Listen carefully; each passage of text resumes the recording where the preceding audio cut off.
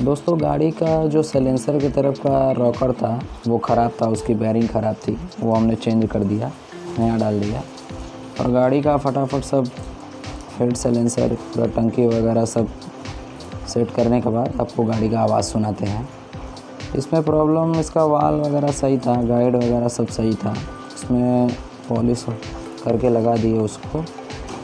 ये रॉकर ख़राब होने की वजह से बार बार सेट करने के बावजूद भी बार बार ढीला हो जा रहा था टैपिड, इसलिए आवाज़ करता था। चलिए फटाफट इसको हम फिटिंग करके आपको गाड़ी का आवाज़ सुनाते हैं।